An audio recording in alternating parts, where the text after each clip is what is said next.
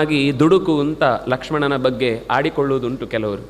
ಆದರೆ ಅಲ್ಲೊಂದು ಮಾತು ಹೇಳ್ತಾರೆ, ಭ್ರಾತು ಪ್ರಿಯಹಿತೆ ಶುಭಮತಿ.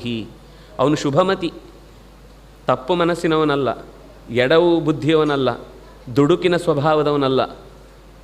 ಅಣ್ಣನ ಬಗ್ಗೆ ಯಾವಾಗಲೂ ಸರಿಯಾದ ರೀತಿಯಲ್ಲಿಯೇ ಪ್ರತಿಯೊಬ್ಬರು ತಮ್ಮ ಕರ್ತವ್ಯವನ್ನು ನಿರ್ವಹಿಸಬೇಕು ಅಂತ ಅಪೇಕ್ಷೆ ಪಡುವವನು. ಮನಸ್ಸಿನಲ್ಲಿ ಒಳ್ಳೆಯದೇ ಇದೆ, ಅಣ್ಣನಿಗೆ ದ್ರೋಹ ಬಗೆದದ್ದನ್ನು ಸಹಿಸುವ ಸ್ವಭಾವ ಇಲ್ಲ.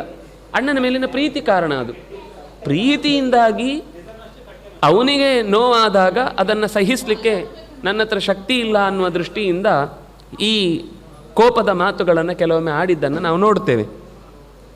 ಅಣ್ಣನನ್ನು ಕಾಡಿ ಕಳಿಸುವಾಗಲೂ ಜೋರು ಮಾಡುತ್ತಾನೆ, ಅಣ್ಣ ನೀನು ಹೇಳು, ಇವರೆಲ್ಲರನ್ನು ಇದೇ ನನ್ನ ಧನುಸ್ಸನ್ನು ಹೆಗಲ ಮೇಲೆ ಇಟ್ಟಿದ್ದು ಫೋಟೋ ತೆಗೆಯುವಾಗ ಅಲಂಕಾರಕ್ಕಲ್ಲ, ಇದು ಉಪಯೋಗಿಸ್ಲಿಕ್ಕೆ ಬರುತ್ತೆ ಅಂತ ಕೆಲವೊಮ್ಮೆ ನಾವು ಅನ್ಯಾಯ ನಡೆಯುವಾಗ ತೋರಿಸ್ಬೇಕಾಗುತ್ತಣ್ಣ, ಮಾಡ್ತೇನೆ ಈಗಲೇ ಬುದ್ಧಿ ಅಂತ ಹೇಳ್ತಾನೆ.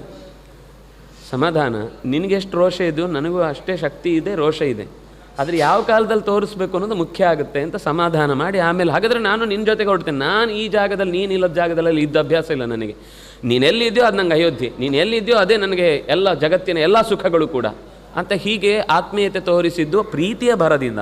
ದುಡುಕಿನಿಂದ ಕೆಲವೊಮ್ಮೆ ಏನು ಅಂದರೆ, ಈಗ ನಾವೇನಾದರೂ ಒಂದು ಒಳ್ಳೆ ಕೆಲಸ ಮಾಡಿದರೆ ನಾವು ಒಂದು ಒಳ್ಳೆ ಹೆಸರು ಮಾಡಿಬಿಡ್ಬೋದು, ಆಮೇಲೆ ಯಾವಾಗಲೂ ಕೂಡ ನಮಗೊಂದು ಟ್ರೆಂಡ್ ಉಳಿಯುತ್ತೆ ಅಂತನ್ನುವ ಈ ಥರದ ಚೀಪು ಟ್ರಿಕ್ಸ್ಗಳನ್ನು ಉಪಯೋಗಿಸುವ ದಡ್ಡ ಅಲ್ಲ ಲಕ್ಷ್ಮಣ. ಅವನಿಗೆ ಅಣ್ಣನ ಮೇಲಿನ ಸಹಜ ಪ್ರೀತಿ ಅದು. ಅದರಿಂದಾಗಿ ಶುಭಮತಿ ಪ್ರಾಜ್ಞ ಭರ್ತೃ ಹಿತೇ ರತಃ.